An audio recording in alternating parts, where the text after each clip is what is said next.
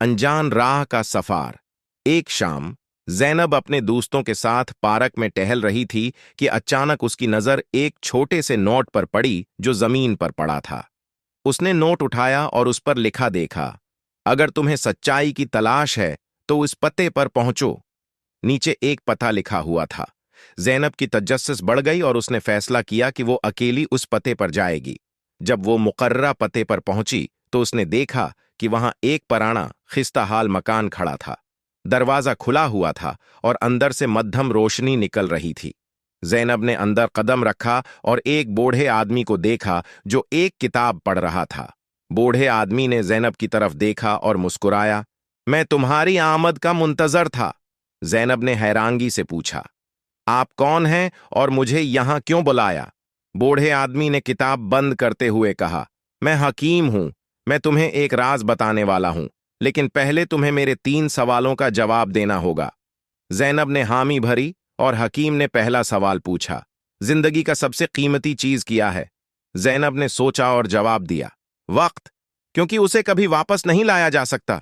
हकीम ने सिर हिलाया और दूसरा सवाल पूछा, इंसान की सबसे बड़ी कमजोरी क्या है?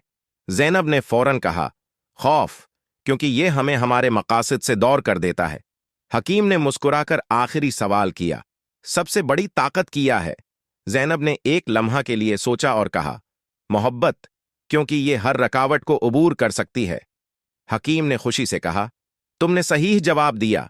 अब मैं तुम्हें राज बताता हूं। ज़ैनब ने दिल थाम कर हकीम की बात सुनी। ये दुनिया एक इम्तिहान है और सच्चाई की तलाश तुम्हें हमेशा सही रास्ते पर ले जाएगी। वक्त, खौफ और मोहब्बत 3 अहम अनासिर हैं जो तुम्हारी जिंदगी को मानी देते हैं। उन पर अमल करो और हमेशा याद रखो कि सच्चाई का रास्ता कभी आसान नहीं होता, लेकिन यही रास्ता तुम्हें हकीकी खुशी देगा। ज़ैनब ने शुक्रगुजारी से सर झुकाया और हकीम का शुक्रिया अदा किया। वो इस राज को दिल में बसाए घर वापस लौटी और इस दिन से उसकी जिंदगी में एक नई रोशनी और मकसद आ गया।